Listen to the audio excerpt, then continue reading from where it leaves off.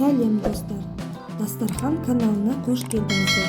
Бүгін сіздермен қазіргі таңда хит болып жатқан кесе самса тағамының рецептісімен бөліскім келеді. Менің каналыма жазылып, видеоны аяғына дейін көрулеріңізді сұраймын. Алдымен қамырын дайындап аламыз. Ұнға тұз, жұмыртқа, ертілген сары май, су құйып, жұмсақ етіп илеп аламыз.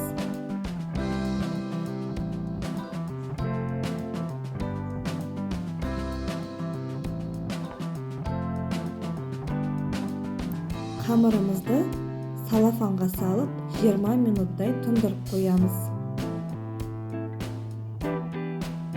Ал салмасына тауық еті, ұсақтап туралған картоп, сәбіз және аскөк қосамыз.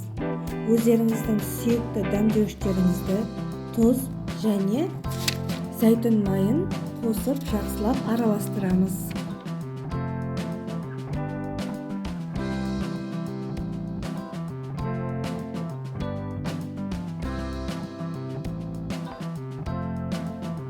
Дайын қамырымызды алып, оны бірнеше бөліктерге бөлеміз.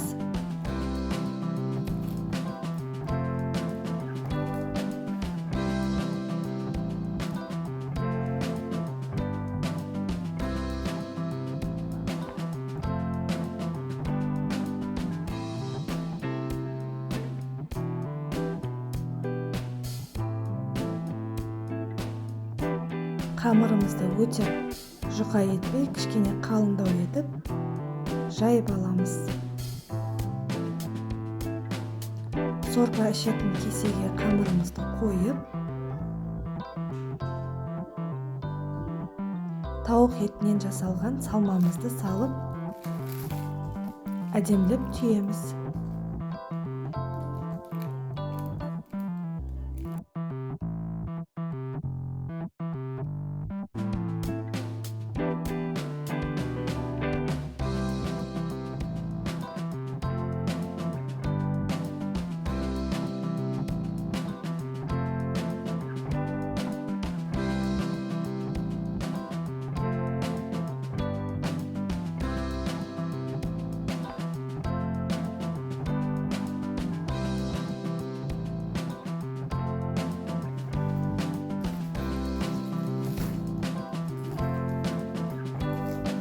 Тағамымыздың бетіне жұмыртқаның сарысын жақсылап толықтай жағып шығамыз.